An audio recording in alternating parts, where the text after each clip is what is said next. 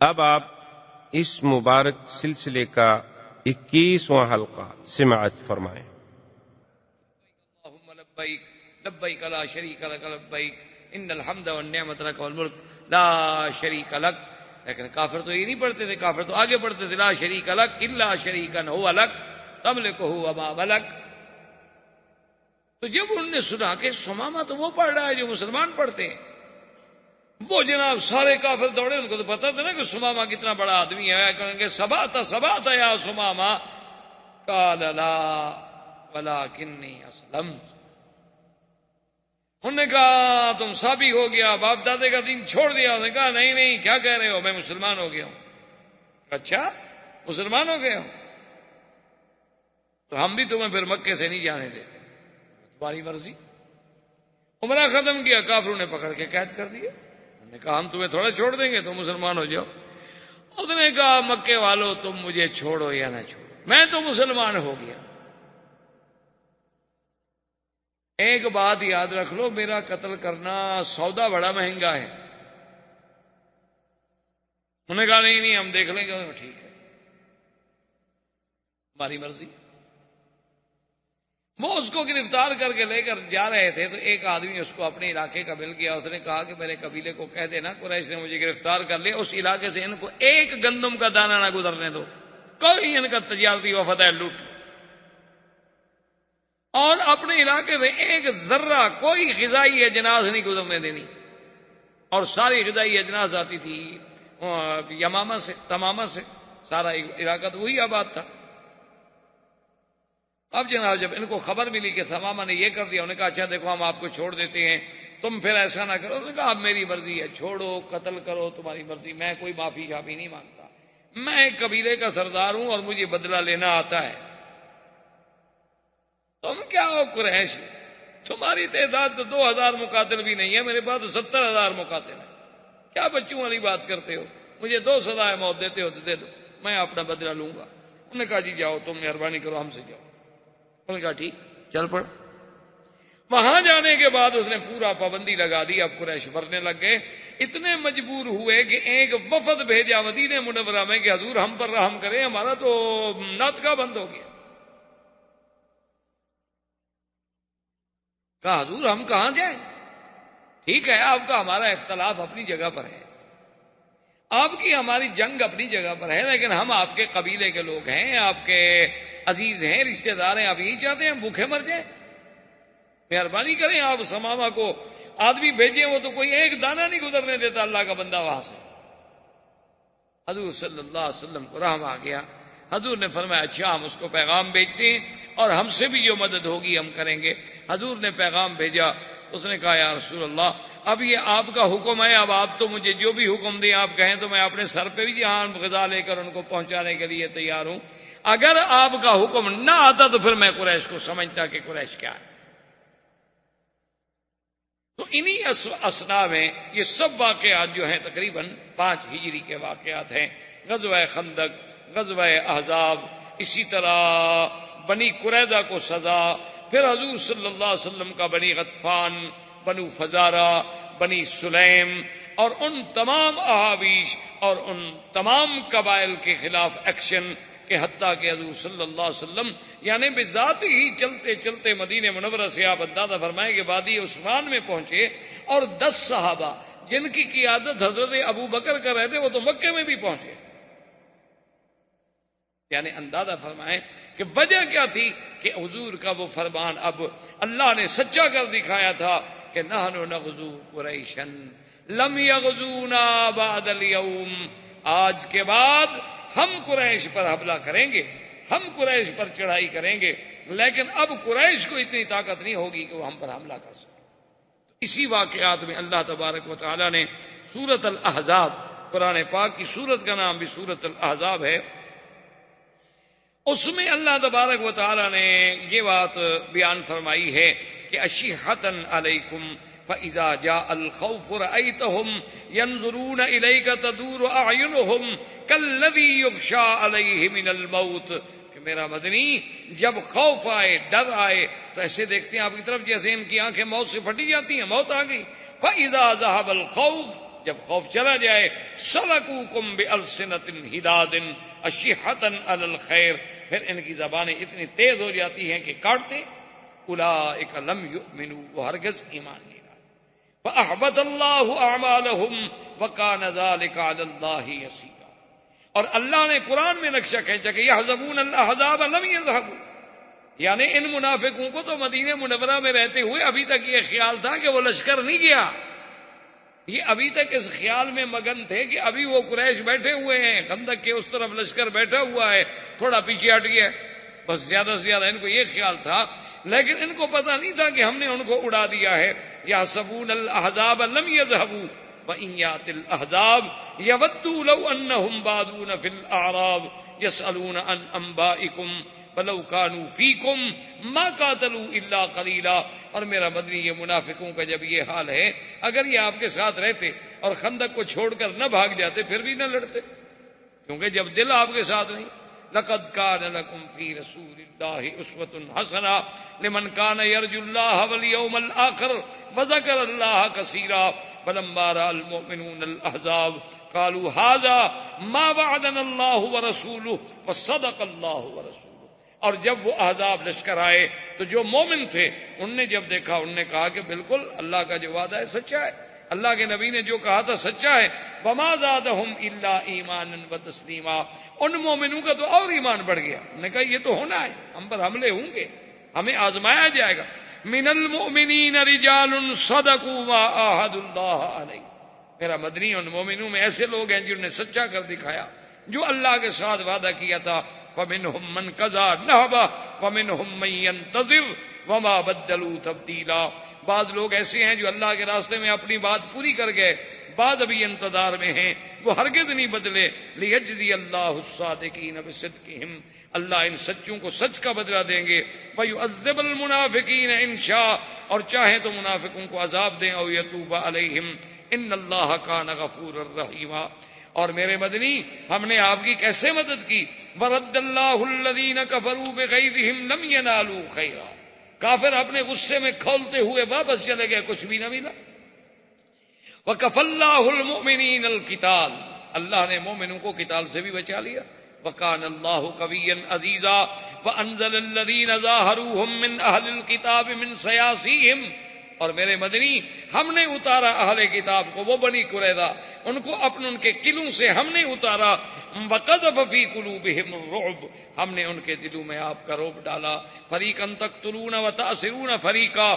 ان میں سے ایک پارٹی، ایک جماعت کو قتل کیا گیا، ایک کو قید کیا گیا. وأورثکم ارضہم ودیارہم واموالہم وارضا لم تطئوها. اور میرا بدنی ہم نے آپ کو ان کی زمینوں کا، ان کی حویلیوں کا وارث کیا. وکان اللہ علی کل شیء قدیرا. اور اللہ تبارک و تعالی ہر چیز پہ قدرت رکھنے والے ہیں کہ ہم نے اپنی قدرت سے اسلام کو غالب کیا، کفر کو مغلوب کیا، اور مدینہ منورہ کی قوت اقتدار کو زیادہ سے زیادہ استحکام بخشا. واللہ تعالی عالم علمہ اتم. اعوذ باللہ من الشیطان الرجیم. بسم اللہ الرحمن الرحیم.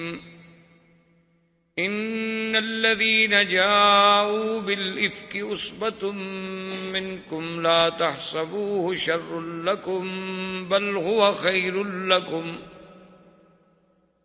قال النبي صلى الله عليه وسلم اشد ایذاء الانبیاء فالامثل ثم الامثل او كما قال رسول الله صلى الله عليه وسلم. صدق الله العلي العظيم وصدق رسوله النبي الكريم ونحن على ذلك لمن الشاهدين ومن الشاكرين والحمد لله رب العالمين. برادران اسلام، واجب الاحترام بزرگوں، بھائیوں، عزیز نوجوانوں، سیرت نبی پاک صلی اللہ علیہ وسلم کے سلسلہ درس میں الحمدللہ ہم نے غزوہ خندق یا غزوہ احزاب سمجھ لیں، اور اس کے بعد پھر حضور صلی اللہ علیہ وسلم کا بنی قریظہ پر محاصرہ، اور اللہ نے حضور صلی اللہ علیہ وسلم کو کامیابی عطا فرمائی، یہود کو ذلت و خواری نصیب ہوئی کہ ان کے مقاتلین کو قتل کی سزا دی گئی، اور ان کے باقی جو غلام تھے، عورتیں تھیں، وہ زراری بن گئے، اور پورا مال غنیمت جو تھا وہ بھی مسلمانوں کو مل گیا۔ اس کے بعد حضور صلی اللہ علیہ وسلم نے یہ فیصلہ فرمایا کہ غزوہ احزاب میں جن لوگوں نے قریش کے ساتھ مل کر، یہود کے ساتھ مل کر مدینہ منورہ پہ چڑھائی کی، ان کو سزا دینی چاہیے تاکہ آئندہ کوئی قبیلہ جرأت نہ کرے۔ تو حضور صلی اللہ علیہ وسلم نے مختلف سرایا بھیجے، کیونکہ اس میں بنی فزارہ نے بھی حملہ کیا تھا، بنو سلیم نے بھی حملہ کیا، سلیم نے بھی حملہ کیا تھا، بنو غطفان نے بھی حملہ کیا تھا، احابیش نے بھی حملہ کیا تھا، یہود نے بھی حملہ کیا تھا، قریش نے بھی حملہ کیا تھا، بنو ثقیف نے بھی، بڑے بڑے قبائل سارے اکٹھے ہوئے تھے۔ تو تمام اطراف میں حضور صلی اللہ علیہ وسلم نے اپنے سرایا بھیجے، صحابہ کو بھیجا کہ ان کے ساتھ جنگ کریں۔ تو انہی واقعات میں سے زید بن حارثہ رضی اللہ تعالی عنہ کو حضور نے لشکر دے کر بھیجا کہ وہ بنو سلیم جو ہیں ان کا مقابلہ کریں۔ زید بن الحارثہ رضی اللہ تعالی عنہ جب لشکر لے کر بنی سلیم کے مقابلے پہ آئے تو اللہ نے انہیں کامیابی دی، اللہ تبارک و تعالی نے انہیں فتح و نصرت سے ہمکنار فرمایا، اور بنو سلیم جو تھے وہ شکست کھا گئے، ان کا تمام مال جو تھا وہ مال غنیمت بنا، اور حضرت زید بن حارثہ اس کو لے کے مدینے آئے۔ اور اس میں اتفاق کی بات یہ ہے کہ ابی العاصی، یہ ابی العاصی جو ہیں یہ دراصل قرشی ہیں، اور یہ داماد تھے سیدنا محمد رسول اللہ صلی اللہ علیہ وسلم۔ حضور صلی اللہ علیہ وسلم کی بیٹی بی بی زینب جو ہے ان کے شوہر تھے۔ بی بی زینب رضی اللہ تعالیٰ عنہ، اور یہ اتفاق کی قدرتی شان دیکھیں کہ یہ مقام یعنی غزوہ بدر کے موقع پر بھی قید ہوئے تھے۔ حضور صلی اللہ علیہ وسلم نے بہرحال ایک تفصیلی واقعہ پہلے چونکہ پڑھ چکے ہیں، آپ نے ان کو چھوڑ دیا تھا، اور نے یہ وعدہ لیا تھا کہ بھئی آپ اب مکے میں جا کر میری بیٹی کو مدینہ بھیج دیں، چونکہ اب تو کافر اور مسلمان کا کوئی اجتماع ہو نہیں سکتا ہے۔ تو انہوں نے حضور صلی اللہ علیہ وسلم کی بیٹی کو مدینہ منورہ بھجوا دیا۔ اب یہ بنو سلیم کے ساتھ جب زید بن حارثہ نے لڑائی لڑی تو خدا کی قدرت، یہ ان کے حلیف تھے، یہ بھی وہاں آئے ہوئے تھے، یہ بھی قید ہو گئے، یہ دوبارہ قید ہو کر مدینہ منورہ لائے۔ تو بی بی زینب جو ان کی زوجہ تھیں اور سرکار دو جہاں صلی اللہ علیہ وسلم کی بیٹی تھی، ان کو پتہ چلا کہ میرا شوہر جو ہے قید بھی ہو گیا ہے اور مدینے بھی آ گیا ہے۔ اسے پتہ تھا کہ قیدیوں کو اب معافی تھوڑی ملے گی، اور یہ تو پھر دوبارہ قید ہو کے آ رہا ہے۔ تو حضور صلی اللہ علیہ وسلم نے جس وقت صبح کی نماز کے لیے اللہ اکبر فرمایا، نماز شروع فرمائی، تو بی بی زینب نے اپنے گھر سے زور سے آواز دی کہ ابی العاصی کو میں نے پناہ دے دی۔ اس دور میں ایک رواج تھا کہ اگر کوئی بندہ کسی کو پناہ دے دے، اپنے امان میں لے لے، تو اس کو قتل نہیں کیا جاتا تھا۔ مسلمانوں کی حفظ، امان، پناہ کا لحاظ رکھا جاتا تھا، اور یہ ایسا رواج تھا کہ اس کا تو کافر جو تھے مکے کے وہ بھی لحاظ کرتے تھے، مشرکین بھی لحاظ کرتے تھے، تمام جاہل لحاظ کرتے تھے کہ بھی اب یہ بندہ میری پناہ میں ہے، اب جب تک وہ اپنی پناہ نہ چھوڑے اس کو نقصان نہیں پہنچایا جا سکتا۔ کیوں اپنے بندے سے کیوں لڑائی لڑی جائے؟ حضور صلی اللہ علیہ وسلم جب نماز سے فارغ ہوئے، سرکار دو جہاں صلی اللہ علیہ وسلم کو اطلاع دی گئی کہ یا رسول اللہ ابی العاصی گرفتار ہو کے آیا ہے، اور بی بی زینب نے اعلان کر دیا ہے پناہ دینے کا۔ تو حضور پاک نے فرمایا کہ واللہ لا اعلم، آپ نے فرمایا تو مجھے تو اس ذات پاک کی قسم ہے جو میرے قبضہ ہے قدرت میں، مجھے کوئی علم نہیں ہے اس بات کی، تاکہ صحابہ کے ذہن میں یہ بات نہ جائے کہ حضور کا چونکہ داماد ہے تو اس کو رعایت مل رہی ہے۔ حضور نے فرمایا مجھے نہیں پتا کہ کیا واقعہ ہوا ہے اور میری بیٹی نے پناہ دی ہے تو کیوں دی ہے۔ بہرحال اب یہ معاملہ ان مجاہدین کے ہاتھ میں ہے جو ان کو گرفتار کر کے لائے، اگر وہ چاہتے ہیں تو پناہ قبول کر لیں، اگر وہ چاہتے ہیں تو پناہ قبول نہ کریں، اس معاملے میں دخل نہیں کروں۔ زید بن حارثہ رضی اللہ تعالی عنہ کو بلایا گیا اور ان مجاہدین صحابہ کو بلایا گیا جنہوں نے وہ جنگ لڑی تھی۔ ان کے سامنے جب یہ مسئلہ رکھا گیا تو انہوں نے کہا کہ عجیب بات ہے کہ جس کو حضور کی بیٹی پناہ دے چکی ہوں تو ہم اس کو کیسے پناہ نہ دیں۔ انہوں نے کہا کہ یا رسول اللہ صرف پناہ نہیں ہے بلکہ ہم اپنے قیدی کو بالکل چھوڑتے ہیں اور بغیر کسی فدیے کے، اس سے کچھ نہیں لیں گے ہم، اور اس کا جو مال ہم نے پکڑا ہوا ہے وہ بھی اس کو ہم واپس کریں گے۔ حضور آخر کو بات ہے، ایک بات ہے، ہم دنیا میں قیدی ہوتے رہتے ہیں، چھوٹتے رہتے ہیں، بھاگ جاتے ہیں، مارے جاتے ہیں، گرفتار ہو جاتے ہیں، آخر کچھ ہوا آپ کا داماد ہے اور پھر آپ کی بیٹی نے پناہ دے دی ہے، تو ہماری تو یہ قوم میں ایک مسائل ہے، اگر کوئی پناہ اور دے دیتا تو پھر بھی تو آخر ہم قبول کرتے۔ تو بہرحال انہوں نے فیصلہ کر دیا۔ حضور صلی اللہ علیہ وسلم فرمایا کہ بھئی چونکہ یہ معاملہ مجاہدین کا ہے اور ان کا حق ہے، یہ ان کا قیدی ہے اور اس کا مال جو ہے ان کے لیے مال غنیمت کا حصہ ہے، وہ جانے اور فیصلہ جانے۔ صحابہ نے ابی العاص کو چھوڑ دیا۔ ابی العاص اپنے پورے سامان کے ساتھ باعزت طور پہ بری ہو کر مکے میں پہنچے۔ جب مکے میں آئے تو ان کے پاس لوگوں کی بڑی امانات تھیں، آپ نے لوگوں کو بلایا اور لوگ بھی بڑے خوش ہوئے، کبھی ابی العاص واپس آ گیا، ابی العاص واپس آ گیا، آخر قبیلے کا آدمی تھا، سارے لوگ اکٹھے ہو گئے، اس نے ایک ایک امانت سب کو پہنچائی اور اس کے بعد انہوں نے پوچھا کہ بھئی کوئی آدمی مکے میں ایسا رہ گیا ہے جس کی کوئی امانت کوئی چیز میرے پاس ہو؟ انہوں نے کہا کہ لا واللہ ما وجدناک الا صادقا وفیا، کہ ابی العاص ہم نے آپ کو سچا بھی پایا، ہم نے آپ کو امانت والا بھی پایا کہ آپ نے ہماری ہر چیز ہمیں محفوظ لوٹا دی ہے۔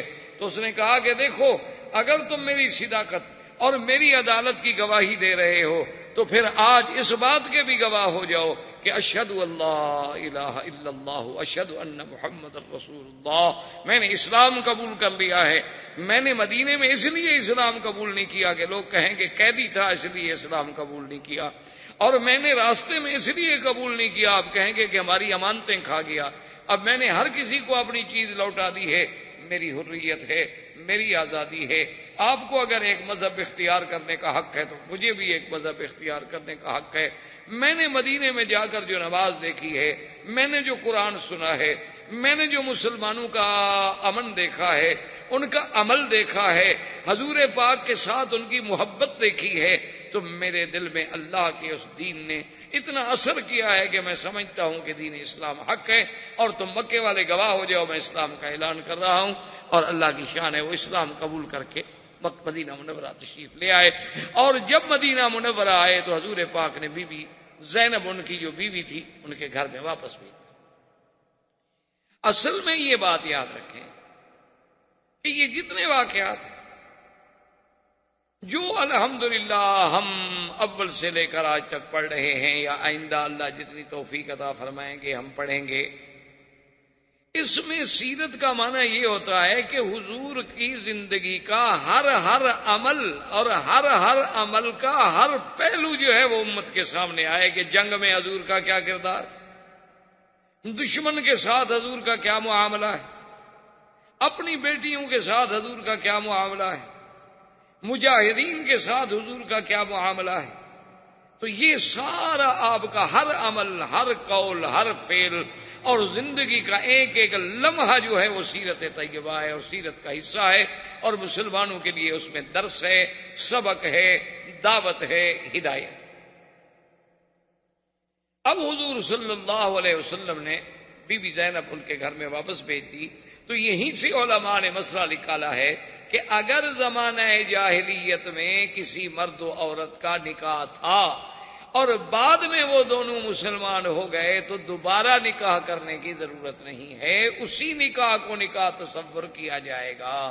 چونکہ ابو العاص کا نکاح زمانہ جاہلیت میں ہوا تھا جب ابو العاص کافر تھا، لیکن جب ابو العاص اسلام لے آیا، بی بی زینب بھی مدینہ منورہ میں تشریف لے آئیں اور وہ بھی اسلام سے مشرف ہو گئیں، حضور کی بیٹی ہیں، تو اب حضور نے یہ نہیں حکم دیا کہ بھی دوبارہ نکاح کرو، اسی نکاح کو حضور صلی اللہ علیہ وسلم نے قائم رکھا۔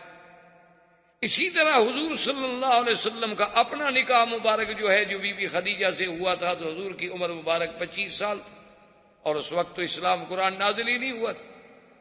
اور وہ نکاح پڑھانے والے کون تھے؟ ابی طالب، حضور صلی اللہ علیہ وسلم کے چچا، ان نے خطبہ پڑھایا تھا، اور مشرکین مکہ باقاعدہ نکاح پڑھتے تھے، باقاعدہ گواہ ہوتے تھے، باقاعدہ خطبہ ہوتا۔ اب حضور پر جب قرآن نازل ہوا، شریعت نازل ہوئی، تو اب تجدید نکاح نہیں کی گئی، اسی نکاح کو قائم رکھا۔ اس سے علماء نے مسئلہ نکالا، یہی کام ہوتا ہے فقہا کا، جو لوگ یہ سمجھتے ہیں نا جی قرآن و حدیث جب موجود ہے تو پھر ہمیں امام ابو حنیفہ کی اور امام شافعی کی اور امام مالک کی اور امام احمد بن حنبل رحمۃ اللہ علیہ کی کیا ضرورت ہے؟ ان کی یہی ضرورت ہوتی ہے کہ وہ حدیث تو آپ بھی پڑھیں گے، میں بھی پڑھوں گا، واقعہ تو آپ بھی پڑھیں گے کہ حضور صلی اللہ علیہ وسلم ابو العاص آ گئے، بی بی زینب واپس ہو گئی، لیکن یہ مسئلہ وہ فقیہ سمجھے گا کہ بھئی اس کا مطلب ہے کہ اسی عقد سابق کو، اسی نکاح سابق کو حضور نے نکاح تسلیم کیا۔ تو یہ کام ہوتا ہے فقہا کا کہ وہ حدیث مبارک سے جو مسائل کا استنباط ہوتا ہے، یعنی اس حدیث سے ما یستنبط منہا وما یستفاد منہا، اس سے جو جو فوائد ہیں، جو منافع ہیں، جو موتی نکلتے ہیں، وہ چن کے امت کو پیش کرتے ہیں۔ اس کے بعد حضور صلی اللہ علیہ وسلم نے ارادہ فرمایا غزوہ بنی المصطلق، اور اسی کو غزوہ مریسی بھی کہا جاتا ہے۔ اصل اس کی غزوے کی سبب یہ تھا کہ بنی المصطلق کا جو سردار تھا حارث بن ضرار، یہ بہت بڑا سردار تھا ان کا، اور یہ بہت بڑا قبیلہ تھا۔ حارث بن ضرار کو جب پتہ لگا کہ مسلمان روزانہ حملہ کر رہے ہیں، کبھی اس قبیلے پہ، کبھی اس قبیلے پہ، کبھی اس قبیلے پہ، حالانکہ وہ یہ نہیں سمجھا کہ مسلمان تو ان کو ادب سکھا رہے ہیں کہ ظالموں تمہارے ساتھ تو ہماری کوئی جنگ نہیں تھی، تم کیوں مدینہ منورہ پہ چڑھ دوڑے؟ مسلمان خود تو نہیں لڑ رہے۔ اور یاد رکھیں مسلمان کبھی فساد نہیں کرتا، اسلام کبھی فساد نہیں کرتا۔ جہاد اور فساد میں تو آسمان و زمین کا فرق ہے، جہاد اور فساد ایک نہیں ہوتا۔ اسلام نے پوری تاریخ اسلام اٹھا کر دیکھ لیں، جہاں جہاں بھی اللہ نے اسلام کو قوت دی ہے اور طاقت دی ہے، اسلام نے تو امن، سلامتی، رواداری، معافی کا اپنا کردار پیش کیا ہے۔ وہ کہیں فاتح بن کر فتح کے نشے میں آ کر اس نے ایسا نہیں کیا ہے کہ مفتو قوموں کی عزتیں اجاڑ دے، اس نے تو سب کی حفاظت کی۔ لیکن حارث بن ضرار کے دماغ میں یہ بات آئی کہ بھی مسلمان ہر قبیلے سے لڑ رہے ہیں، تو کیوں نہ ہم اپنے قبیلے کو پہلے سے تیار کر کے مسلمانوں پہ حملہ کر دیں۔ اس نے جنگ کی تیاری شروع کی، اور حضور صلی اللہ علیہ وسلم کو خبر ملی کہ حارث بن ضرار جو ہے، قبیلہ بنی المصطلق جو ہے، وہ اپنی لشکر جو ہے تیار کر رہے ہیں مدینہ منورہ پر چڑھائی کرنے کے لیے۔ حضور کو جب خبر ملی تو حضور نے فرمایا نحن نغزو ولم یغزونا، ہم چڑھائی کریں گے، وہ نہیں چڑھائی کر سکتے ہم۔ اچھا، ان میں اتنی جرأت ہو گئی ہے کہ وہ اب مدینہ منورہ پر پھر حملہ کرنا چاہتے ہیں؟ حضور نے فرمایا لشکر تیار۔ لشکر تیار ہونے کے بعد حضور صلی اللہ علیہ وسلم خود بھی ساتھ گئے۔ آپ نے فرمایا اچھا، ان میں اب اتنی جرأت ہو گئی ہے کہ وہ پھر مدینہ منورہ پر دوبارہ حملہ کرنا چاہتے ہیں۔ تو حضور پاک نے سریہ نہیں بھیجا بلکہ خود بھی غزوے میں شریک، اور اس کا بڑی تفصیل سے واقعہ ہے۔ بہرحال قصہ ہے مختصر کہ اللہ نے حضور صلی اللہ علیہ وسلم کو فتح دی۔ حارث بن ضرار جو تھا، اور اتفاق ایسا ہے کہ وہ فتح بھی ایسی فتح ہوئی کہ ایسی فتح کا کوئی تصور ہی نہیں کر سکتا کہ جنگ شروع ہوتے ہی ان کا سردار حارث بن ضرار اور 10 آدمی جو تھے مارے گئے، اور ان کا پرچم گر گیا، اور سب لشکری جو تھے انہیں ہتھیار ڈالے کہ بھی یہ تو ایک ہی حلے میں مسلمان نے ہمارے 10 بڑے بڑے سورما جو تھے مار ڈالے، تو آگے کیا ہوگا؟ اور وہ قبائل کے لوگ تھے، انہوں نے دیکھا کہ ہمارا سردار بھی مارا گیا، اور 10 بڑے بڑے ہمارے جنگجو جو تھے وہ بھی مارے گئے، اور بڑی بات یہ ہے کہ ہمارا پرچم جو تھا وہ نیچے گر گیا۔ اس کا مطلب ہے کہ ہماری شکست واضح ہے، تو لہذا انہوں نے بھی ہتھیار ڈال دیے، شکست ہو گئی۔ یہ حارث ابن زرار کی بیٹی تھی جویریہ بی بی، یہ قیدیوں میں حضور صلی اللہ علیہ وسلم کے حصے میں آئی۔ حضور پاک نے اسے آزاد فرمانے کے بعد نکاح فرمایا اور اپنی بیوی بنا کے امہات المومنین میں شامل فرمایا۔ یہ بی بی جویریہ وہ بی بی ہیں کہ جن کے بارے میں سیدہ عائشہ صدیقہ رضی اللہ تعالی عنہ فرماتی ہیں کہ واللہ ما رأیت احدا، میں نے اپنے امرأۃ لہا تکریم کتکریم جویریہ، میں نے ایسی عورت آج تک روئے زمین پہ نہیں دیکھی کہ جس کی وجہ سے اتنی بڑی عزت ملی ہو اس کی قوم کو۔ جب بی بی جویریہ سے حضور نے نکاح فرمایا تو سارے صحابہ اکٹھے انہوں نے کہا خدا کے بندے یہ سوچو کہ بی بی جویریہ حضور کی بیوی بن گئی، اس کی قوم کے جو ہمارے پاس غلام ہیں وہ تو حضور کے سسرال ہیں، یہ تو ہمارے لیے بہت بڑا مسئلہ ہو گیا۔ بی بی جویریہ سے حضور نے شادی فرما لی ہے، اب ان کے سارے رشتہ دار ہم نے پکڑے ہوئے ہیں، ہمارے پاس غلام ہیں، بھی ہم تو بھئی آزاد کرتے ہیں، ہم تو حضور کے رشتہ داروں کو غلام نہیں بنا سکتے، سب نے آزاد کر دی۔ تو بی بی جویریہ کی وجہ سے پوری قوم کو آزادی مل گئی، تمام قوم کے غلام جو تھے وہ آزاد ہو گئے۔ اس لیے بی بی عائشہ فرماتی ہیں کہ ایسی عورت تو ہم نے کوئی نہیں دیکھی کہ جس کی عزت کی وجہ سے پوری قوم چھوٹ جائے۔ اور بی بی جویریہ کی شادی جو تھی وہ بھی ایک عجیب حسن اتفاق ہے کہ بی بی صاحبہ فرماتی ہیں کہ اس واقعے سے 3 راتیں قبل میں نے خواب دیکھا کہ ایک چاند مدینہ منورہ سے چلا ہے، وہ بدر میں آتا ہے، بدر سے پھر وہ ہمارے قبیلے کے اوپر آتا ہے اور اس کے بعد آسمان سے اترتے اترتے اترتے میری گود میں آ جاتا ہے۔ تو میں نے اسی وقت سوچ لیا تھا کہ اس چاند سے مراد اور کوئی نہیں ہو سکتا ما سوا محمد رسول، کیونکہ ایسے واقعات پہلے بھی گزر چکے تھے، قرآن و حدیث میں بھی ایسے واقعات آ چکے تھے کہ جب سیدنا یوسف نے خواب دیکھا تھا، انہوں نے کیا خواب دیکھا تھا کہ انی رأیت 11 کوكبا والشمس والقمر رأیتهم لی ساجدین، کہ 11 تارے اور سورج چاند، تو 11 تارے سے مراد ان کے بھائی تھے اور سورج چاند سے مراد حضرت یعقوب تھے اور ان کی خالہ تھی، تو ان کی تشبیہ جو تھی وہ بھی تو پھر پیغمبر کے ساتھ۔ اس لیے بی بی جویریہ فرماتی ہیں کہ جب میں نے یہ خواب دیکھا تو میں نے اسی وقت سمجھ لیا تھا کہ کوئی بات ضرور ہے، چاند سے مراد تو حضور محمد مصطفیٰ ہے، اور میری گود میں کیسے آ گئے، یہ کیسے ہوتا ہے، مجھے کیسے ملیں گے، یہ بات ابھی میں سوچ رہی تھی، اور 3 دن کے بعد میں حضور کی بیوی بن گئی۔ اور بے عینی ہی اسی طرح بی بی عائشہ صدیقہ رضی اللہ تعالی عنہا نے خواب دیکھا کہ ایک چاند آسمان سے اترتا ہے اور میرے کمرے میں آ کے غائب ہو جاتا ہے،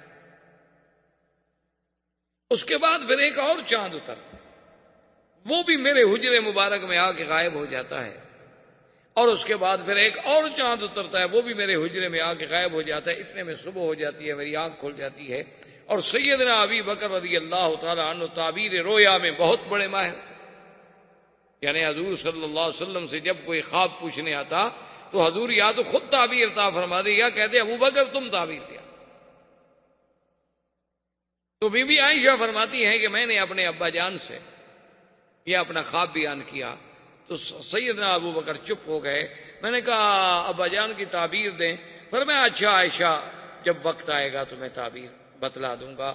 اور کہتی ہیں کہ فلما توفی رسول اللہ صلی اللہ علیہ وسلم ودفن فی حجرتی، جس دن حضور پاک کی وفات ہوئی اور حضور سرکار دو جہاں میرے حجرے میں دفن ہوئے تو میرے ابے نے کہا کہ عائشہ ھذا اول قمر من اقمارک، آج پہلا چاند تو تیرے گھر میں آ گیا۔ اس کے بعد پھر سیدنا صدیق دفن ہوئے، اس کے بعد پھر سیدنا عمر دفن۔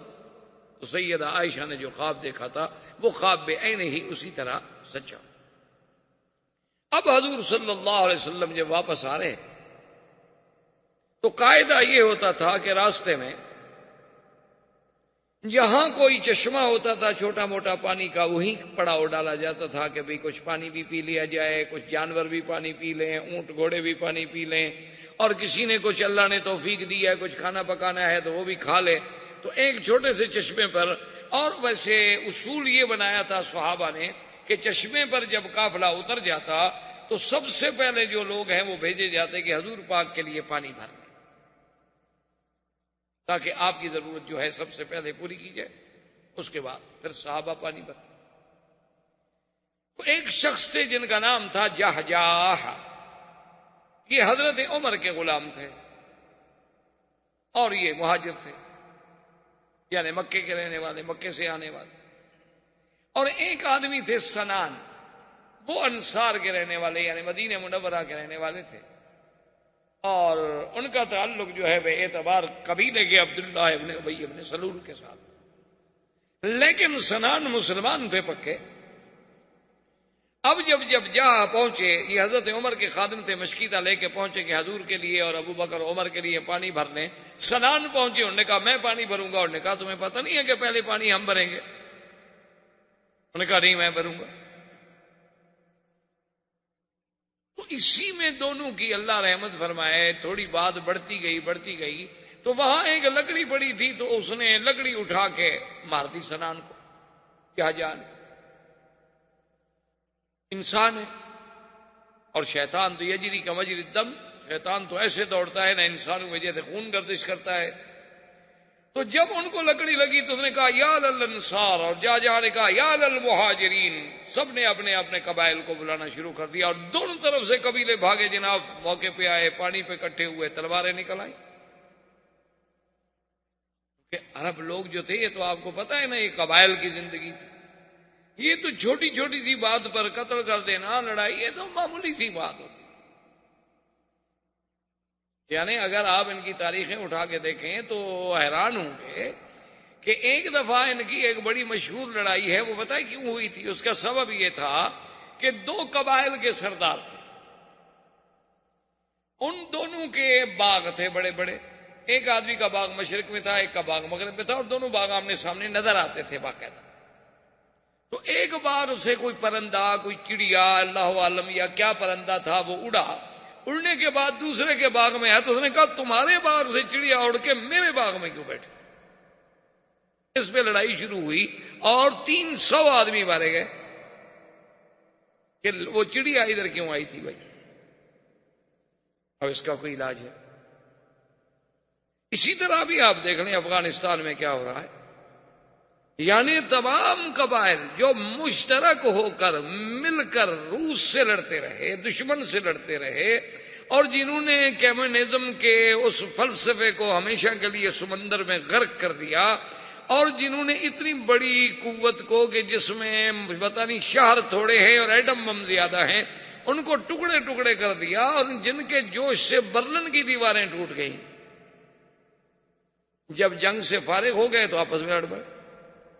کیوں فارغ کیسے بیٹھے؟ اب آدمی عادی ہو جاتا ہے نا 15-16 سال لڑائی کرتے کرتے. فارغ کیسے عادی ہو جاتا؟ اس میں کوئی شک نہیں ہے کہ اب حق پر وہ ہیں کہ جن کو علاقہ ملا اور انہوں نے قرآن نافذ کر دیا. اب ان کے ساتھ لڑنا جو ہے تو سیدھی بات ہے کہ خلاف اسلام ہے، لیکن چین نہیں آتا. کوئی جھگڑا ہے، تاجک کہتے ہیں کہ ہم ازبک کو کیوں مان لیں، ازبک کہتے ہیں ہم تاجک کو کیوں مان لیں، وہ کہتے ہیں ہم پشتون کو کیوں مان لیں، وہ کہتے ہیں ہم فارسی بان کو کیوں مان لیں. یہ کیا بات ہے؟ تو یہ قبائل جو ہیں نا، اللہ پاک رحمت فرمائے، یہ بہرحال عجیب سے ہوتے ہیں. ابھی 3 سال قبل کی بات ہے، میں بھی سفر میں کوئی ٹرائبل ایریا سے، یعنی قبائلی علاقے جو ہیں جہاں کوئی قانون نہیں ہے، تو وہاں سے گزر رہے تھے. مغرب کی نماز کا وقت ہو گیا، ہم 2-3 گاڑیوں میں تھے. میرے ساتھی سے کبھی نماز کا وقت ہو رہا ہے، خدا کے لیے کوئی مسجد تلاش کرو بھائی.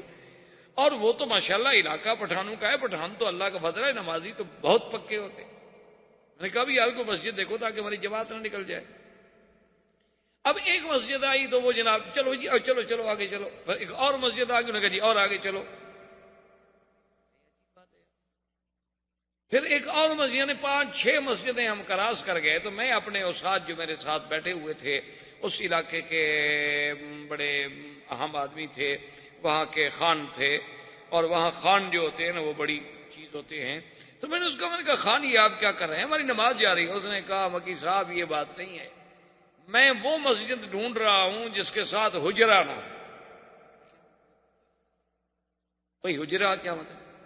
اور نے کہا جس مسجد کے ساتھ حجرہ ہوتا ہے، اور اگر ہم وہاں مغرب کی نماز پڑھیں گے تو پھر کھانا کھائے بغیر ہم وہاں سے آگے نہیں جا سکتے.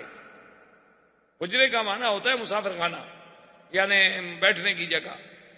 تو ڈیرا سمجھ لیں، ڈیرا سمجھ لیں، کچھ سمجھ لیں.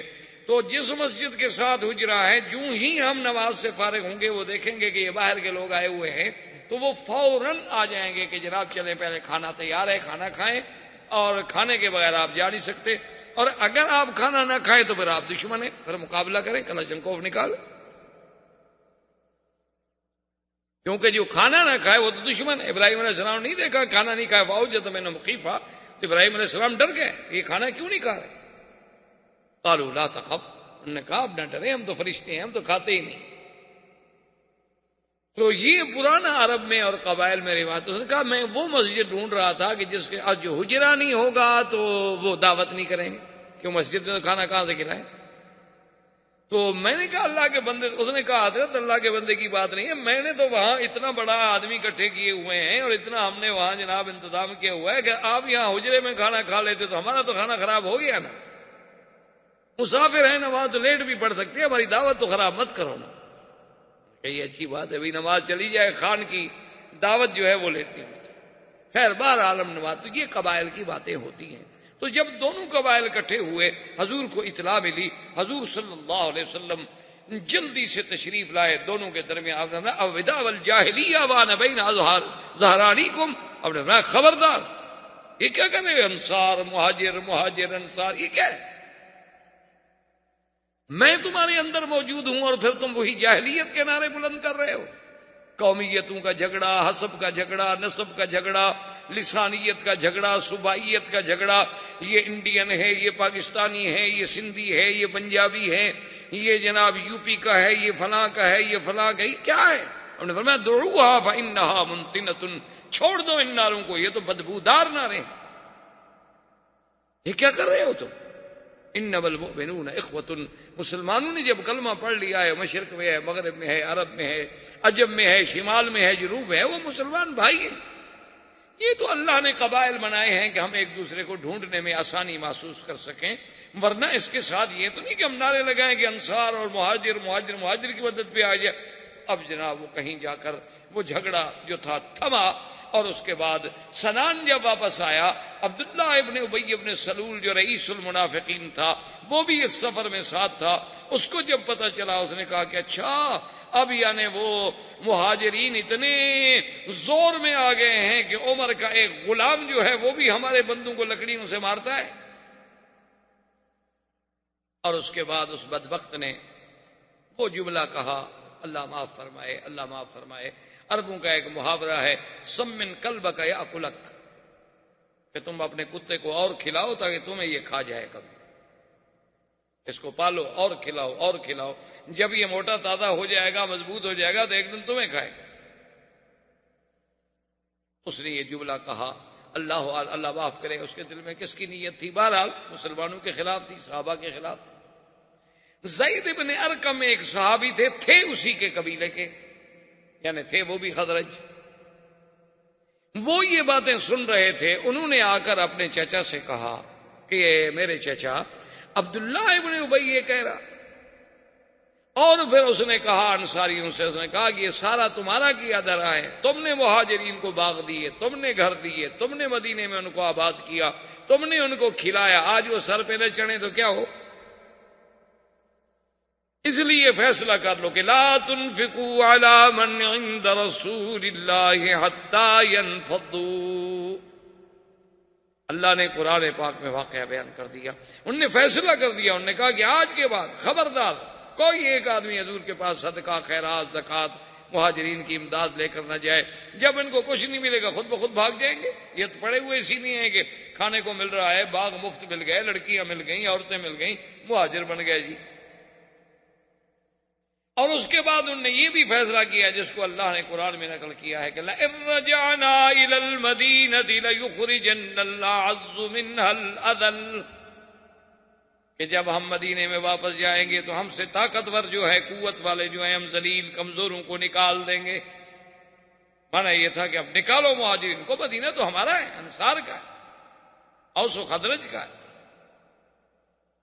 جب زید بن ارقم کی معرفت حضور صلی اللہ علیہ وسلم کو اس خبر کا پتہ چلا، حضور صلی اللہ علیہ وسلم نے فرمایا زید صحیح کہہ رہے ہوتے کہ رسول اللہ میں نے خود سنا ہے. سمعت اذنایا.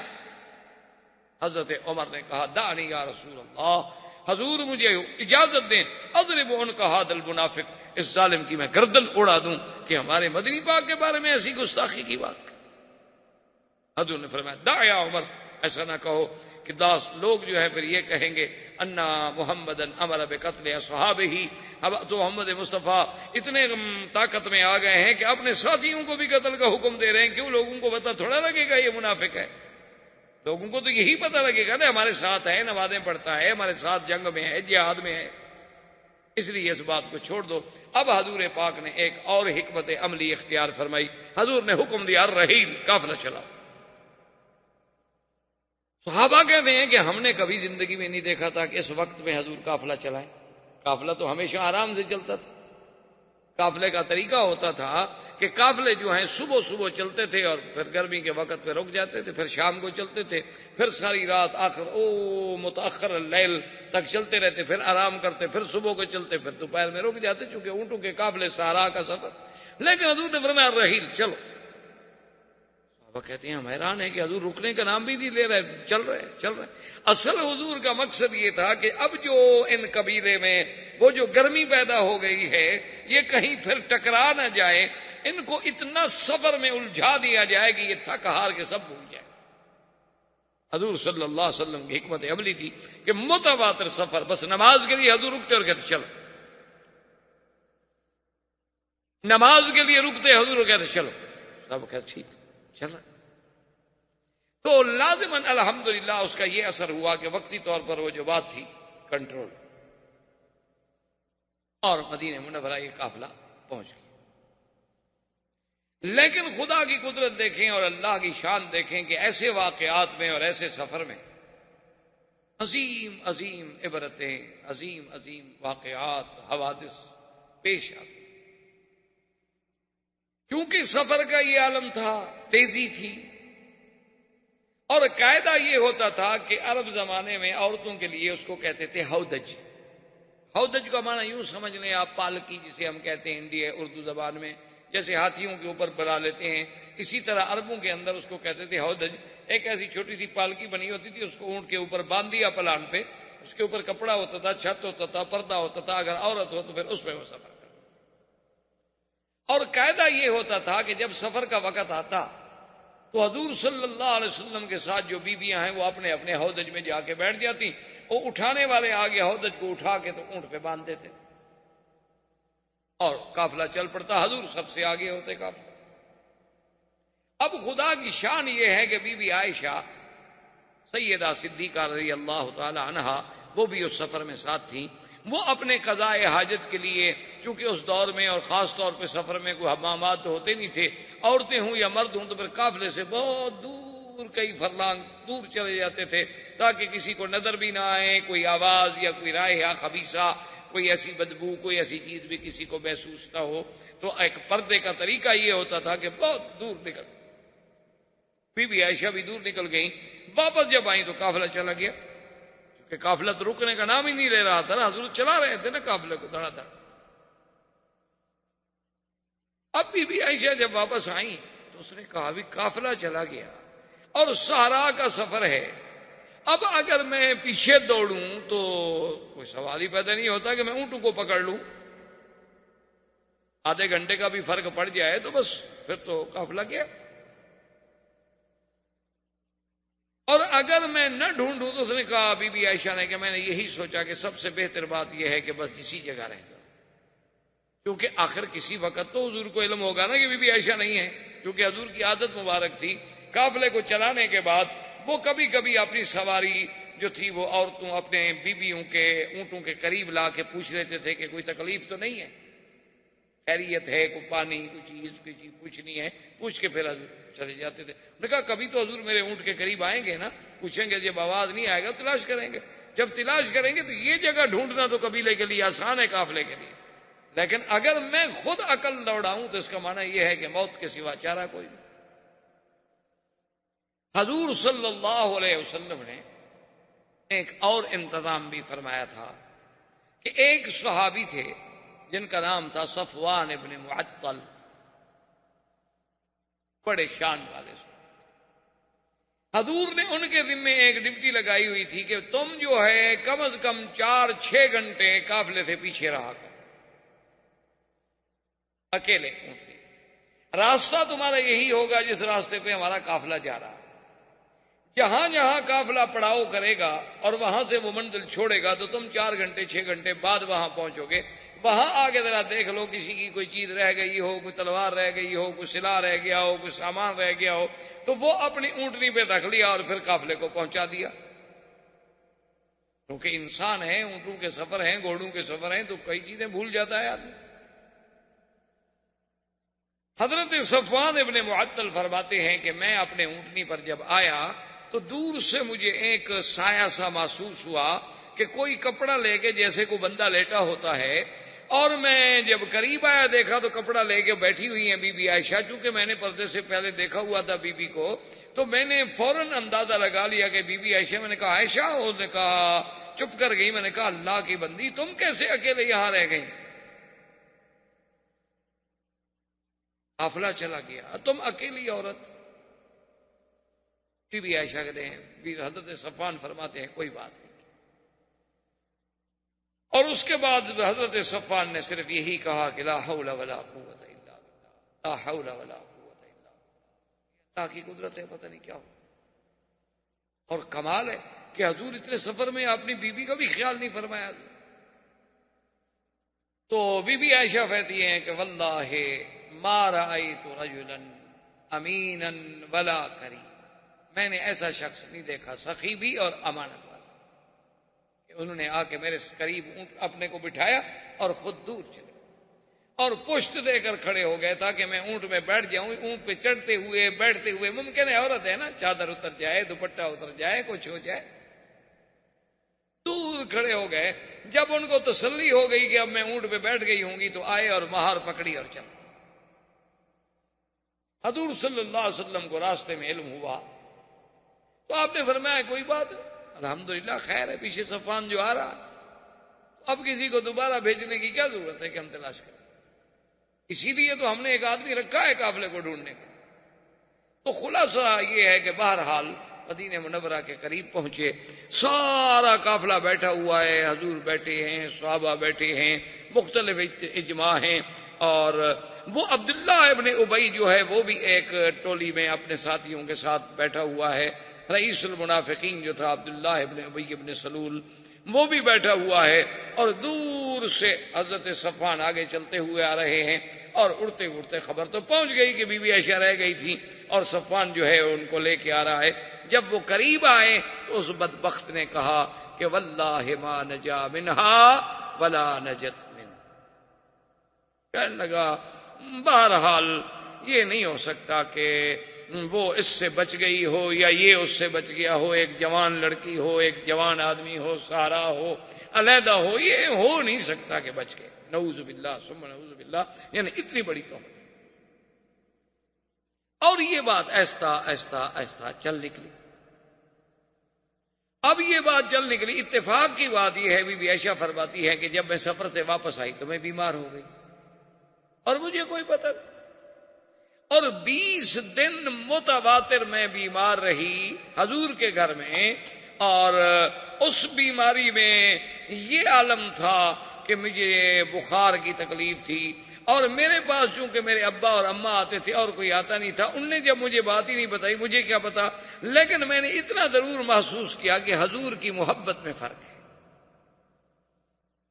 حضور صلی اللہ علیہ وسلم کا جو التفات تھا، جو حضور کا محبت تھی اور توجہ تھی، میرے ساتھ آگے بات کرتے تھے، مجھے بہلاتے تھے، مجھے تسلی دیتے تھے، خاص طور پہ مجھے اگر بخار ہو یا تکلیف ہو تو پھر حضور کافی ٹائم میرے ساتھ بیٹھتے تھے، صرف حضور تشریف لاتے اور آگے اتنا پوچھ رہے تھے کیف فیکم، کیا حال ہے اس کا، اور اس کے بعد چلے۔ اب بات اور پھیلنے لگ گئی۔ بی بی عائشہ فرماتی ہیں کہ میں نے جب دیکھا حضور کا اعراض کہ حضور کی کوئی توجہ ہی نہیں، تو میں نے ایک دن حضور سے عرض کیا کہ یا رسول اللہ استاذن، میں اجازت لینا چاہتی ہوں کہ میں اپنے ماں باپ کے گھر چلی جاؤں۔ حضور فرمایا ٹھیک چلیے. بی بی عائشہ فرماتی ہیں کہ پھر میں اپنے ماں باپ کے گھر میں آ گئی، لیکن پھر بھی مجھے کوئی نہیں بتاتا یہ بات کیا ہے.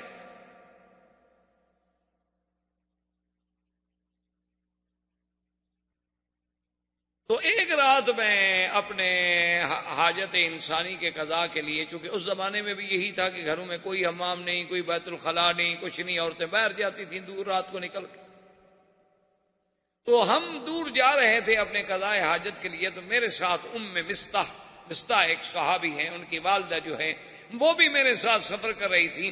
ان کا چادر جو تھا وہ پاؤں میں الجھا، تو بی بی مستح جو تھی وہ گری، زمین پہ گری، اور گرتے ہوئے ان کے منہ سے فوراً نکلا کہ تائس مستح، اللہ مستح کو ہلاک کر دے. عائشہ فرماتی ہے میں تو گھبرا گئی، میں کھڑی ہو گئی، میں نے کہا ماذا تقولین یا ام مستح اما تعلمین انہ بدری. میں مستح کیا کہہ رہی ہوں؟ تم یہ نہیں جانتی کہ وہ صحابی ہے اور بدر کا صحابی ہے، بدری ہے؟ تم اس کے بارے میں یہ بات کر رہی ہو؟ تو وہ کھڑی ہو گئی، انہوں نے کہا عائشہ تمہیں پتا نہیں؟ کیا؟ نے کہا تمہیں پتا نہیں کہ مستح کیا کہہ رہا ہے؟ ابھی بھی کیا پتا مستح کیا کہہ رہا ہے؟ وہ تو صحابی ہے، بدری ہے، حضور کا غلام ہے. اس نے کہا کہ پھر مستح نے مجھے سارا واقعہ سنایا کہ کیسے تم قافلے سے پیچھے رہ گئیں، کیسے صفوان کے ساتھ پہنچیں، عبداللہ ابن ابی ابن سلول نے کیا کہا. اس کے بعد یہ باتیں پھیلنا شروع ہو گئیں، تو اس میں میرا بیٹا مستح، حمنہ بنت جہش اور حضرت حسان جیسا شاعر رسول اللہ، بڑے بڑے مسلمان بھی الجھ گئے. کیونکہ جب بات نکلتی ہے تو اثر رکھتی. اسی لیے کسی نے کہا نا کہ جو بات نکلتی ہے اثر رکھتی ہے، پر نہیں طاقت پرواز مگر رکھتی. اب بات اڑنی شروع ہو گئی، پھر کس سے بندے گئے. پھر ہر آدمی اپنے عقل کے مطابق سوچتے کہ ہاں جی بات تو ٹھیک ہے، ایک نوجوان لڑکی ہو اور جنگل ہو، اکیلا مرد ہو، یار یہ کیسے ہو سکتا ہے. ہر آدمی پھر اپنی سوچ. اختر کی بات کا لوگوں نے افسانہ کر دیا. لیکن اللہ نے جن کو اچھی سوچ دی ہے وہ اس وقت بھی اچھی سوچ دی. حضرت ابو ایوب الانصاری رضی اللہ تعالی،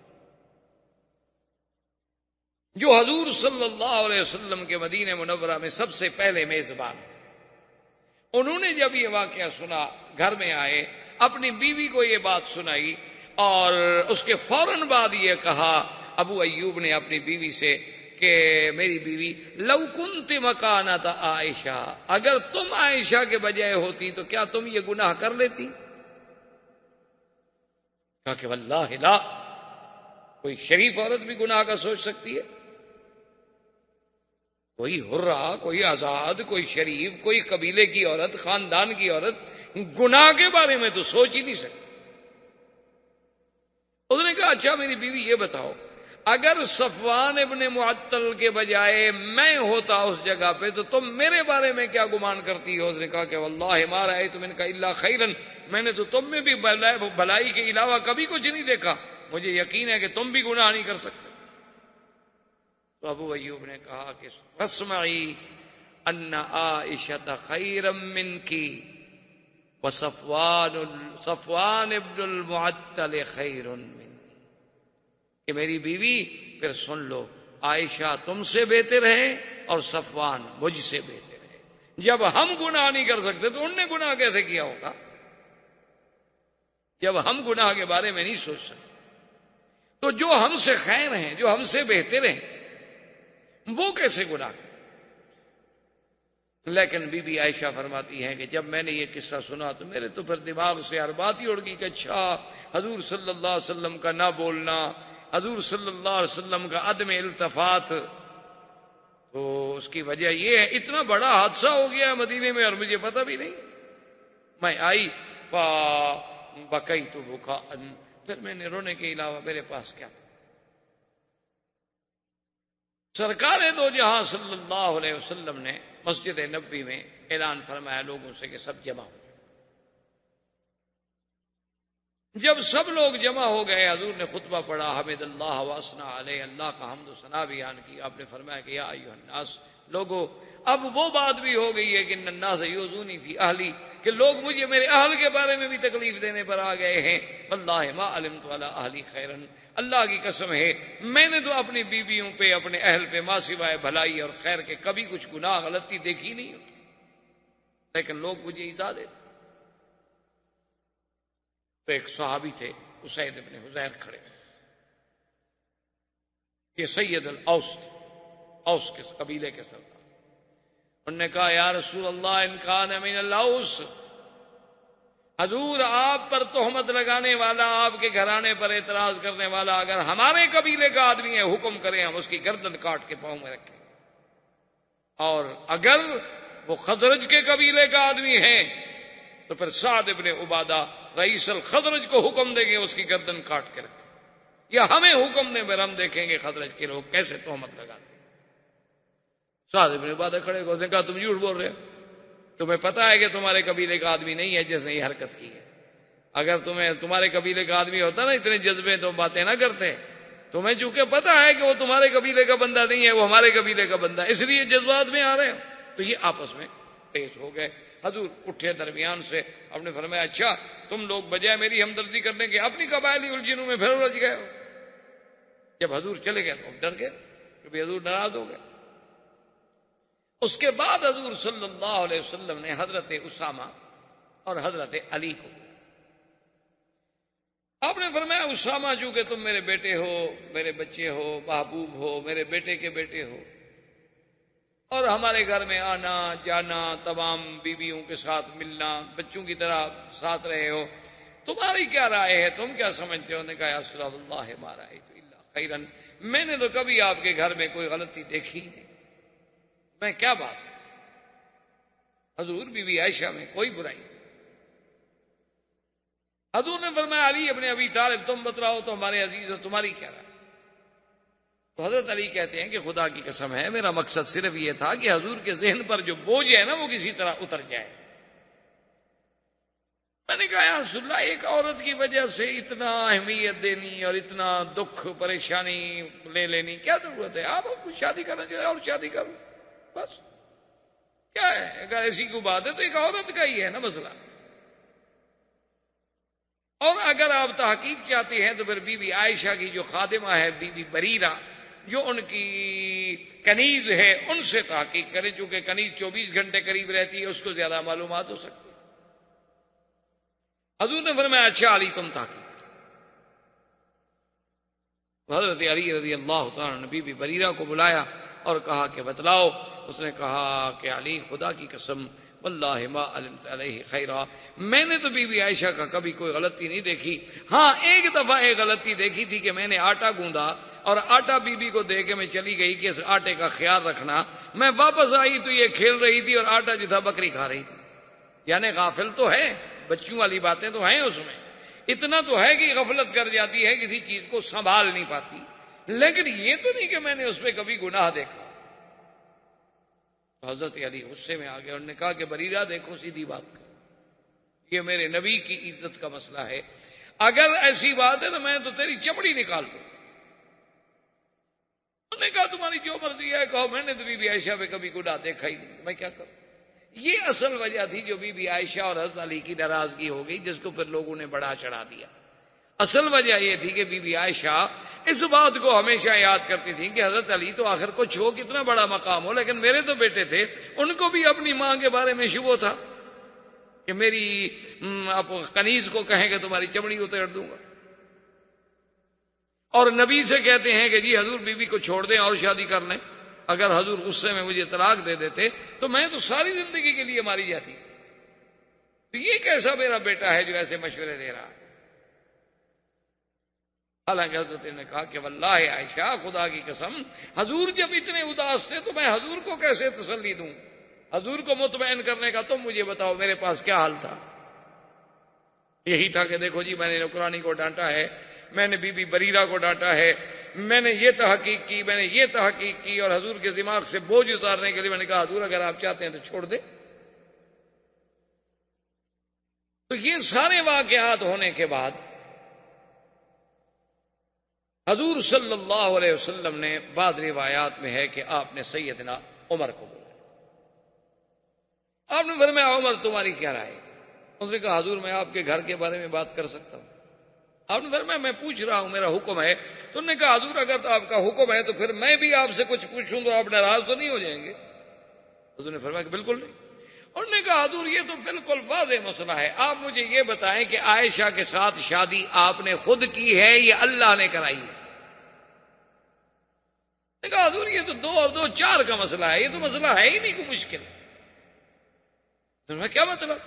نے کہا حضور آپ یہ فرمائیں تزوجت بعائشہ او ان اللہ زوجک بعائشہ، آپ نے خود شادی کی یا اللہ نے کرائی؟ انہوں نے فرمایا عجیب بات کر رہے ہو، تو جبریل تصویر لے کے آئے، اللہ کے حکم سے شادی ہوئی. تو انہوں نے کہا حضور ہمیں اپنے بیٹوں کے لیے اچھی عورتیں مل جاتی ہیں، اللہ کو اپنے نبی کے لیے پاک بیوی نہیں ملی. کیا بات کر رہے ہیں؟ یعنی اللہ نہیں ڈھونڈ سکے اپنے نبی کے لیے کوئی اچھی لڑکی؟ اور انہوں نے کہا حضور اچھا مجھے یہ بتلائیں یہ مکھیاں جو اڑتی پھرتی ہیں یہ آپ کے بدن پہ بیٹھتی ہیں؟ حضور نے فرمایا کہ نہیں، اللہ نے مجھے گندگی سے محفوظ رکھا ہے. انہوں نے کہا حضور اللہ آپ کے بدن پہ گندی مکھی نہیں بیٹھنے دیتا، گندی عورت بیٹھنے دیتا ہے؟ کیا بات کر رہے ہیں؟ فسر عن رسول اللہ. صحابہ کہتے ہیں حضور کا چہرہ جیسے گلاب کا پھول کھلتا ہے نا، کھل گیا کہ واقعی میرا گھر تو پاک ہے، میں تو بلا وجہ پریشان. حضور فوراً تشریف لے آئے. بی بی عائشہ کہتی ہے میں لیٹی ہوئی تھی. حضور نے فرمایا کہ اچھا عائشہ دیکھو اگر کوئی غلطی ہے کچھ ہے تو بھی اللہ توبہ کرو. اور جب حضور نے یہ کہا تو بی بی عائشہ کہتی ہے کہ میں بھی تو آخر کرشی خاندان کی عورت تھی نا، میرے آنکھوں میں بھی خون ہوتا، میرے پھر جذبات قابو میں نے اپنے ابا اماں سے کہا عجیب رسول اللہ جواب دیں حضور کو. انہوں نے کہا ماذا نقول، ہم کیا جواب دیں؟ میں نے کہا یا رسول اللہ تو میں نہیں توبہ کرتی. آج میرا وہی حال ہو گیا ہے کہ اگر میں جھوٹ کا اقرار کر لوں تو آپ مجھے سچا مانیں گے، اور اگر میں سچی بات کروں کہ میں بے گناہ ہوں، میرا کوئی گناہ نہیں ہے، تو آپ مجھے نہیں مانتے. میرے ماں باپ بھی میری صفائی دینے کے لیے تیار نہیں، آپ اللہ کے نبی ہو کر مجھے کہتے ہیں توبہ کرو، اس کا مطلب ہے کہ آپ مجھے گناہ گار سمجھتے ہیں. میں نہیں توبہ کی، میں نے گناہ کیا نہیں، واللہ بریۃ، میرا اللہ گواہ ہے کہ میں بری. اور بیوی کہتی ہے کہ میں نے کہا کہ یا رسول اللہ میرے پاس کوئی جواب نہیں مگر میں وہی جواب کہوں گی. کہتی ہے اس غصے میں، اس اپنے جذبے میں آ کے میں حضرت یعقوب کا نام بھی بھول گئی، مجھے حضرت یعقوب کا نام بھی بھول گیا. میں نے کہا اقول کما قال ابی یوسف، جیسے یوسف کے ابا نے کہا تھا میں بھی وہی بات کہتی ہوں، لیکن مجھے یعقوب علیہ السلام کا نام بھی اس غصے میں بھول گیا. فصبر جمیل واللہ المستعان علی ما تصفون. میں نے کہا حضور پھر میرا بھی وہی جواب ہے کہ میں صبر کرتی ہوں، اللہ میری مدد کرے. کہتی ہے اس کے بعد وحی نازل ہونی شروع ہوئی اور میں نے دیکھا میرے ابا اماں کی جان نکل رہی ہے کہ خدا جانے وحی آ گئی، کیا ہوتا ہے پتہ نہیں، ہماری بیٹی کے بارے میں کیا حکم آتا ہے. لیکن کہتی ہے اللہ مطمئنہ، میں مطمئن تھی، مجھے پتا تھا کہ اللہ پاک بے گناہ کے خلاف تو بات تھوڑی فرمائیں گے، اللہ عادل ہے. کہتی ہیں کہ جب وحی اتری اور وحی ختم ہوئی حضور صلی اللہ علیہ وسلم ابشری عائشہ، عائشہ مبارک ہو، ان اللہ قد برأک من السماء، اللہ نے تیری گواہی دی ہے آسمانوں سے کہ تو پاک ہے. حضرت ابی بکر نے کہا قومی عائشہ فشکری رسول اللہ، عائشہ اٹھو اللہ کے نبی کا شکریہ ادا کرو. عائشہ کہتی میں نے کہا لا اشکر رسول اللہ، میں اللہ کے نبی کا شکریہ ادا نہیں کرتی، آپ نے مجھ پر کون سا اعتماد کیا ہے. انی اشکر الذی انزل الوحی من العرش، میں اس کا شکر ادا کروں گی جس نے عرش سے میری گواہی دی. اور بی بی عائشہ فرماتی ہیں خدا کی قسم ہے مجھے یہ امید نہیں تھی کہ میرے بارے میں قرآن اترے گا اور قیامت تک پڑھا جائے گا. میں سمجھتی تھی کہ زیادہ سے زیادہ اللہ حضور کے دل میں بات ڈال دیں گے کہ بھی آپ کی بیوی پاک، یا زیادہ سے زیادہ حضور صلی اللہ علیہ وسلم کو خواب دکھلا دیا جائے گا کہ آپ کی بیوی پاک ہے. لیکن میں یہ امید نہیں کر سکتی تھی کہ میرے بارے میں اللہ قرآن اتاریں گے اور قرآن قیامت تک پڑھا جائے گا. لولا اذ سمعتموہ قلتم ما یکون لنا ان نتکلم بہذا سبحانک ھذا بہتان عظیم. اللہ نے قرآن کا پورا رکوع اتارا بی بی عائشہ صدیقہ کی شان. اسی لیے آج دیکھیں دنیا میں اختلاف ہے کہ بھی شیعہ کافر ہے یا نہیں ہے، لیکن اس پہ پوری دنیا کے علماء اہل سنت کا اتفاق ہے کہ جو آدمی بی بی عائشہ کو پاک نہ سمجھتا ہو اس کے کفر میں کوئی شک نہیں، کیونکہ بی بی عائشہ کی برات تو قرآن میں ہے. اب جو بی بی عائشہ کو پاک نہ سمجھے اس کا مطلب یہ ہے کہ اس نے قرآن کا انکار کر دیا، اس نے تو اللہ کے فرما اور قرآن کی ایک آیت کا انکار جو ہے وہ کفر ہے۔ تو بی بی عائشہ کو اللہ نے یہ عظمت اور یہ شان عطا فرمائی، اور اللہ نے حکم دیا کہ جن لوگوں نے، اچھا خدا کی قدرت دیکھو کہ جو منافقین تھے انہوں نے تو بات کی نا طریقے سے، لیکن مسلمان بیچارے تو کھل کے بات کہہ بیٹھے۔ تو 3 مسلمانوں جن میں حضرت حسان، حضرت مصطح اور بی بی حمنہ، ان کو جھوٹی تہمت لگانے کے کوڑے لگائے گئے، اور حضرت ابو بکر صدیق نے جو مصطح پہ خرچ کرتے تھے، آپ نے فرمایا واللہ لا انفق بعد ذلك، خدا کی قسم ہے کہ مصطح آج کے بعد پھر میں تمہارے اوپر خرچ نہیں کروں گا کہ تم بھی میری بیٹی پہ تہمت لگانے میں شریک ہو جاؤ اور میں تمہارے گھر کے خرچے برداشت کروں۔ اللہ نے قرآن نازل کیا الا تحبون ان یغفر اللہ لکم واللہ غفور الرحیم، کیا تم یہ نہیں چاہتے ہو کہ تم بھی معاف کر دو جیسے اللہ نے معاف کر دیا ہے؟ تو حضرت صدیق نے کہا تبت الی اللہ، میں قسم کا کفارہ دوں گا، مصطح پہلے جو میں تمہیں خرچ دیتا تھا اب اس سے دگنا خرچ ادا۔ تو یہ سارے واقعات جو ہیں یہ 5 ہجری کے بعد پیش آئے، 6 ہجری کی ابتدا ہو چکی تھی، زندگی باقی تو بات باقی۔ وما علینا الا البلاغ، والسلام علیکم ورحمۃ اللہ وبرکاتہ۔ برادران اسلام، واجب الاحترام بزرگوں، دوستوں، بھائیوں، عزیز نوجوانوں، دروس سیرہ نبویہ کے ضمن میں سرکار دو جہاں صلی اللہ علیہ وسلم کی سیرت طیبہ ابتدا سے لے کر اختصار کے ساتھ ہم 6 ہجری کے واقعات پہ پہنچے تھے، جس میں افک سیدہ عائشہ رضی اللہ تعالی عنہ، اور اس عظیم واقعے کے بعد براءت سیدہ عائشہ رضی اللہ تعالی عنہ کے بعد سرکار دو جہاں صلی اللہ علیہ وسلم نے ایک خواب دیکھا، اور اس خواب میں اللہ تبارک و تعالی نے حضور صلی اللہ علیہ وسلم کو یہ دکھلایا کہ حضور صلی اللہ علیہ وسلم اپنے صحابہ کے ساتھ عمرہ کر رہے ہیں، اراکین عمرہ سے، ارکان عمرہ سے فارغ ہو کر سر مڈا رہے ہیں، کوئی بال کٹا رہے ہیں اطمینان کے ساتھ، کوئی خوف نہیں ان پہ، کہ خواب جو ہے سرکار دو جہاں صلی اللہ علیہ وسلم۔ اصل مسئلہ یہ ہے کہ ایک عام انسان کا خواب ہوتا ہے اور ایک اللہ کے مقبول بندوں کا خواب ہوتا ہے، اور ایک انبیاء علیہم الصلاۃ والتسلیم کا خواب۔ تو ایک خواب ہوتا ہے عامۃ المسلمین کا، یعنی عام مسلمانوں، اس میں تو کبھی خیر بھی ہوتی ہے، کبھی شر بھی ہوتا ہے، کبھی اچھا بھی ہوتا ہے، کبھی برا بھی ہوتا ہے، کبھی احلام بھی ہوتے ہیں، کبھی جو ہمارے اوپر دن میں واقعات گزرتے ہیں اسی کا ایک عکس جو ہے وہ لا شعور سے شعور کی طرف منتقل ہوتا ہے، اور ایک خواب ہوتا ہے اہل اللہ کا، اللہ کے اولیاء کا، عباد اللہ الصالحین کا، وہ تقریباً خیر ہوتا ہے اور تقریباً زیادہ حق اور سچ کے قریب ہوتا ہے، اور ایک خواب ہوتا ہے اللہ کے انبیاء کا۔ انبیاء علیہم الصلاۃ والتسلیم کا جو خواب ہوتا ہے وہ تو بالکل ایسے ہوتا ہے جیسے ان پر اللہ کی وحی نازل ہو، یعنی جیسے وحی میں کوئی شبہ نہیں، نبی کے خواب میں بھی کوئی شبہ۔ انبیاء علیہم الصلاۃ والتسلیم کے خواب میں، اور اس کی وجہ یہ ہے کہ نبی جتنے اللہ نے بھیجے ہیں علیہم الصلاۃ والتسلیم، ان کو اللہ نے شیطان کے حملے اور تسلط سے محفوظ رکھا، یعنی شیطان ان پر حملہ نہیں کر سکتا۔ تو جب شیطان کے تسلط سے محفوظ ہو گئے تو اب صاف بات ہے کہ انہیں جو بھی رویا ہوگا، خواب ہوگا، وہ رحمان سے ہوگا، شیطان سے تو ہو ہی نہیں سکتا۔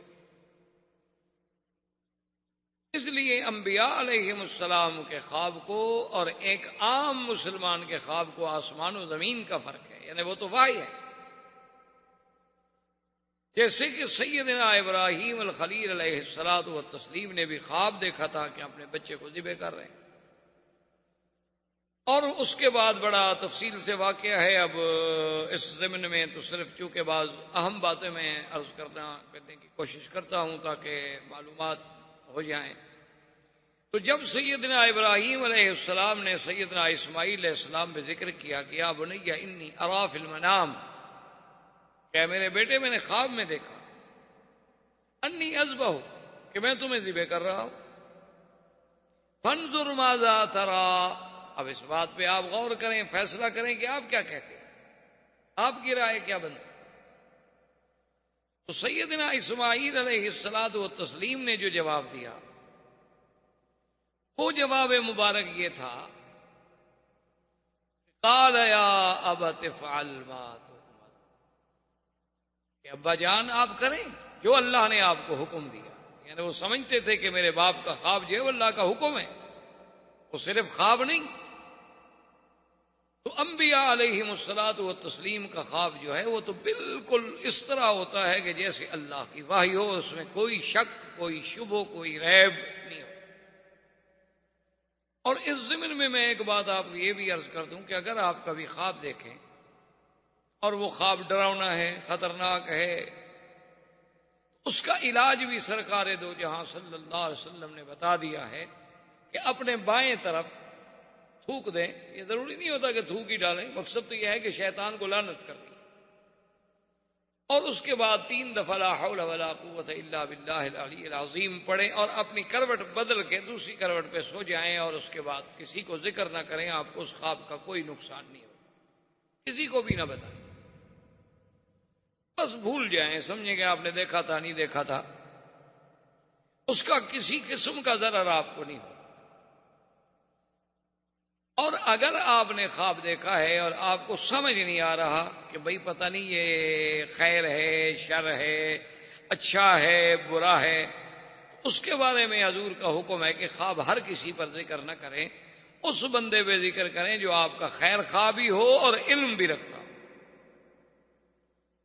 یعنی علم کا کیا معنی ہے؟ یعنی اس کو رویا کے ساتھ علم، خواب کے ساتھ اس کو مناسبت،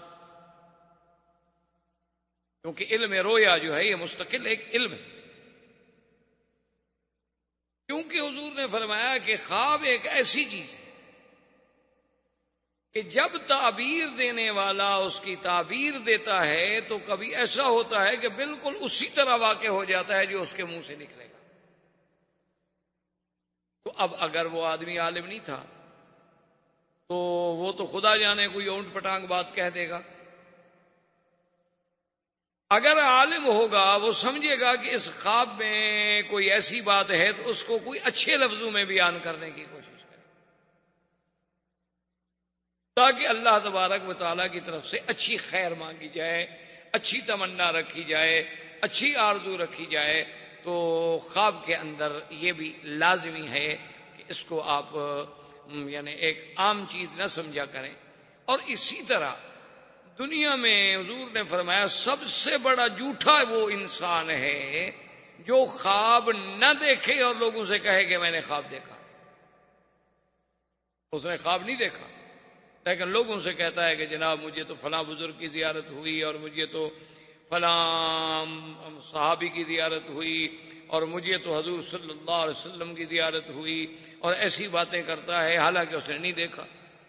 کیونکہ اس قسم کی بات جھوٹ بولنا یہ گویا افتراء علی اللہ ہے، اللہ پر جھوٹ بولنا ہے، کیونکہ اگر اچھا خواب ہے وہ تو خدا دکھاتے ہیں، تو اس نے دیکھا تو ہے نہیں اور جھوٹ بول رہا ہے۔ بہرحال یہ ایک الگ موضوع ہے۔ تو سرکار دو جہاں صلی اللہ علیہ وسلم نے خواب دیکھا جس کا باقاعدہ قرآن مقدس میں ذکر ہے کہ لَتَدْخُلُنَّ الْمَسْجِدَ الْحَرَامَ إِنْ شَاءَ اللَّهُ آمِنِينَ مُحَلِّقِينَ رُءُوسَكُمْ وَمُقَصِّرِينَ لَا تَخَافُونَ فَعَلِمَ مَا لَمْ تَعْلَمُوا فَجَعَلَ مِن دُونِ ذَلِكَ فَتْحًا قَرِيبًا۔ اللہ کے نبی نے خواب دیکھا کہ آپ مسجد حرام میں داخل ہوں گے، اور امن کی. اور پھر بعض محلقین رؤوسکم و مقصرین، تم میں سے کوئی سر منڈانے والے ہوں گے، کوئی بال کٹانے والے ہوں گے، اور کوئی خوف نہیں.